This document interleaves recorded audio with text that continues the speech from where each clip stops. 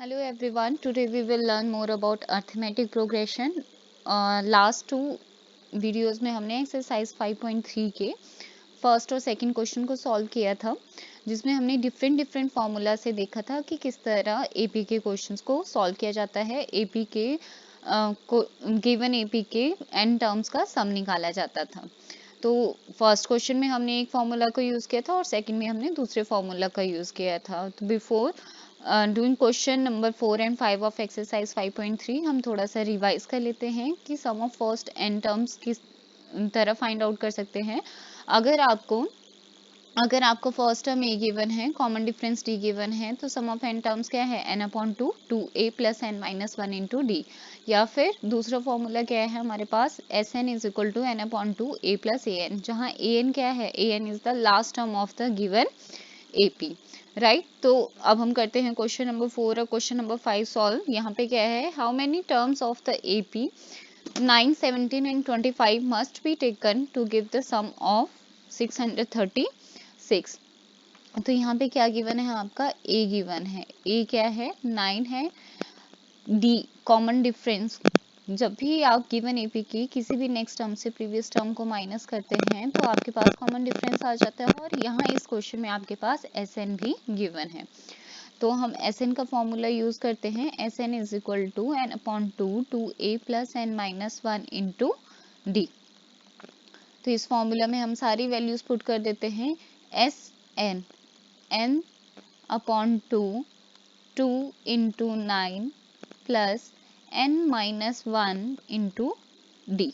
D हमारे पास 8 है, एस एन की वैल्यू भी गिवन है 636, उसको भी हम लिख देते हैं एन अपॉन टू 18 प्लस 8 को हम n माइनस वन से मल्टीप्लाई करेंगे तो 8n माइनस 8 आ जाएगा।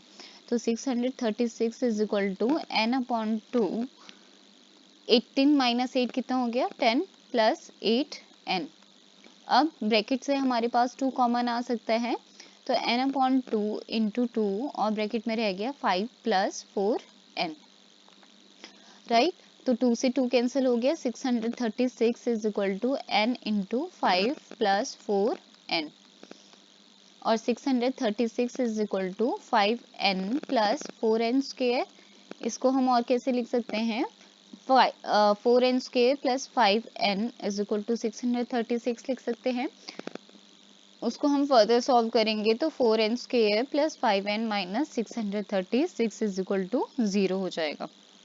अब ये आपके पास क्या बन गई है, क्वाड्रेटिक इक्वेशन है। इसको हम कंपेयर करते हैं जनरल क्वाड्रेटिक इक्वेशन से to find the value of n on comparing it with a n square plus b n plus c is equal to 0। N हमने इसलिए लिया है क्योंकि हमारे पास इक्वेशन में वेरिएबल क्या है, एन।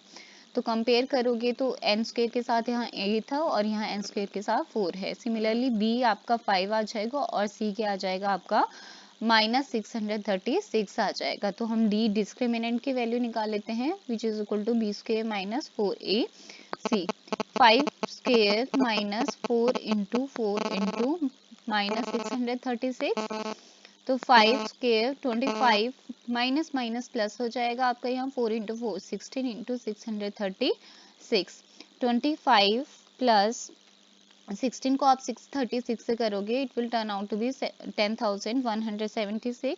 फर्दर आप इसको सॉल्व करोगे तो ये हो जाएगा आपका 10,201 विच इज ग्रेटर देन 0। तो हम इसमें क्वाड्रेटिक फॉर्मूला लगा सकते हैं, तो ये क्या हो जाएगा, n is equal to minus b plus minus under root of b square minus 4ac upon 2a। तो n कितना हो जाएगा, minus 5 plus minus under root of b square minus 4ac कितना आएगा आपके पास, ये जो d था 10,201 अपॉन 2 इंटू 4। अब देखो 10,201 का कैसे निकालोगे आप, अगर आपको अंडर रूट निकालना है तो वेल एंड गुड, नहीं तो आप एक थोड़ा आइडिया ले सकते हो कि 100 का स्क्वायर क्या होता है, 10,000, ठीक है। तो ये क्या है 10,201, तो अगर आप 101 को 101 से मल्टीप्लाई करके देखोगे तो ऑब्वियसली ये 100 से ऊपर ही होगा जो भी इसका आंसर होगा, क्योंकि 100 का 10,000 है तो ये तो 10,000 से आगे है टर्म। तो 101 को आप जब 101 से मल्टीप्लाई करोगे तो 10,201 आ जाएगा, माइनस 5 प्लस माइनस ये 101 आ जाएगा अपॉन 8। तो n की वैल्यू क्या आ जाएगी आपकी -5 प्लस 101 अपॉन 8, और दूसरी वैल्यू आ जाएगी दूसरा साइन लेने पे -101 अपॉन 8। तो n की वैल्यू आ जाएगी 96 अपॉन 8 आ जाएगी, और n की वैल्यू -106 अपॉन 8 आ जाएगी। तो n इज इक्वल टू 12 आ जाएगा, और हम यहाँ पे लिखेंगे n कांट बी नेगेटिव, कोई number of terms can't be negative, ठीक है। तो n कितना आ जाएगा 12। तो आपका देखो क्वेश्चन में क्या पूछा था, पहली बात अगर क्वेश्चन में हाउ मेनी टर्म्स पूछा हो एपी की क्वेश्चन में, तो हमेशा याद रखना वहां आपको नंबर ऑफ टर्म्स n की वैल्यू निकालनी है फॉर्मूला में। तो यहाँ पूछा था हाउ मेनी टर्म्स, तो हम लिखेंगे 12 terms of given AP, 12 terms of given AP must be taken to give sum of 636, right. ये था आपका क्वेश्चन नंबर 4 ऑफ एक्सरसाइज 5.3। अब हम आगे सॉल्व करते हैं क्वेश्चन नंबर 5, और क्वेश्चन नंबर 5 क्या है हमारा, the first term of AP is. तो हम लिख लेते हैं इतना सा क्वेश्चन पढ़ के कि ए की वैल्यू क्या है 5 है, लास्ट टर्म भी आपकी गिवन है a n is equal to 45 है, और एस एन भी क्या है आपके पास 400। जब भी सम वाले क्वेश्चन में आपको लास्ट टर्म दी है और एन नहीं दिया है, तो सबसे पहले आप यूज कर लो उसमें ए एन का फॉर्मूला, ठीक है। तो इसमें आपको फाइंड आउट क्या करना है, number of terms and common difference. तो ए एन का फॉर्मूला आप जब यूज करोगे a plus n minus 1 into d. A n का फॉर्मूला अगर आपको कोई भी सम वाले क्वेश्चन में लास्ट टर्म दी है, दैट इज ए एन की वैल्यू दी है, और एन नहीं दिए है, तो आप ए एन का फॉर्मूला उसमें यूज करोगे। तो ए एन कितना है आपके पास 45 है, 5 plus n minus 1 into d, n भी नहीं गिवन है और डी भी नहीं गिवन है, तो 45 minus 5 is equal to n minus 1 into d. तो कितना आ जाएगा 40 is equal to n minus 1 into d. तो implies n minus 1 into d की वैल्यू क्या है आपके पास 40। इक्वेशन 1। तो उसके बाद आपके पास क्योंकि सम भी गिवन था, तो हम सम का फॉर्मूला भी लगा सकते हैं। तो सम का फॉर्मूला है n upon 2 two a plus n minus 1 into d. अब देखो एस एन की वैल्यू आपके पास 400 गिवन थी, n नहीं गिवन है आपके पास, 2 into 5 plus n minus 1 into d की वैल्यू आपके पास 40 है, फ्रॉम यहाँ लिख देना फ्रॉम इक्वेशन 1, राइट। तो 400 is equal to n upon 2 10 plus 40।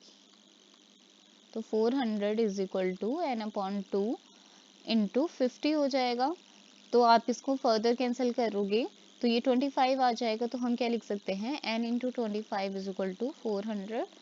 तो n की वैल्यू क्या आ जाएगी 400 upon 25 which is equal to, आप कैंसिल करोगे तो 16 आ जाएगा। 25 का टेबल बहुत इंपॉर्टेंट है आपका कैलकुलेशन के लिए, तो कोशिश करना आपको 25 का टेबल याद रहे एग्जाम से पहले।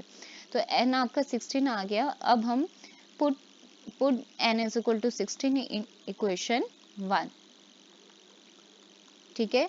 तो n की तो ये इक्वेशन 1 थी आपकी, तो 16 minus 1 into d is equal to 40।